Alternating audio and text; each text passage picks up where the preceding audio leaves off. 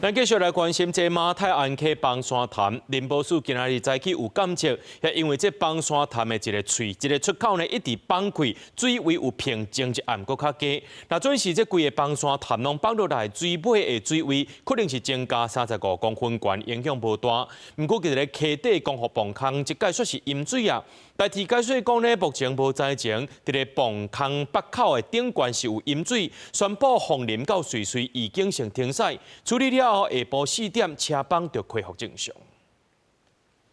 跟前淹甲变海，大水甲路冻掉，代替工程人员到现场发现路拢未通。这边都是水，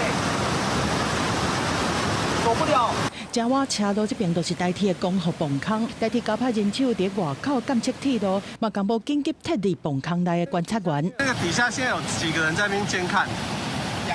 ？2个工程人员，就是看那个水有没有进去，对不对？顶摆花莲马太安溪崩山湖溢大水，咱过溪床下骹的光复河底隧道，当过灾害无严重的影响，但即马风台愈来愈近，即马伫北口顶管已经有淹水的情形。他是说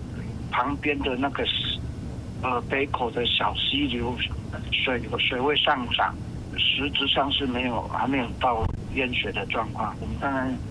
要做那个要堤从宽啊。都惊土水冲入去泵坑内，洪林往返水中国已经上来停驶，旅客已经到车头才发现讲无车通坐。路线不通，有列车按原路线指回台东。列车驶到一半接到指令，倒退路登去原站，停驶差不多3点钟后，才总算来恢复通行。同款嘛管制还有公路，台北线官员到泰鲁各段，12中到进前拢封路，但是中高管的台高顶线苏澳到东澳段，已经解除间会当出去袂当入来的管制。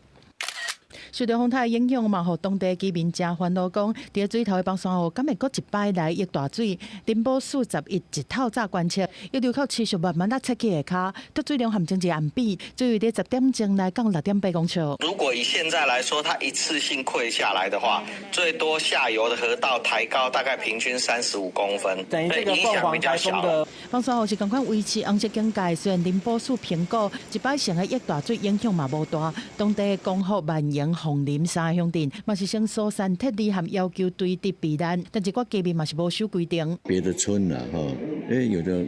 回到家里说，我怎么家里可能还看到一些村民跟他们讲说，就算你们垂直，绝对不能在马路上逗留。风台内若是无照要求来避难，民众若是互查到警方依法会当开发，而且是甲家己放伫危险的所在。记者综合报道。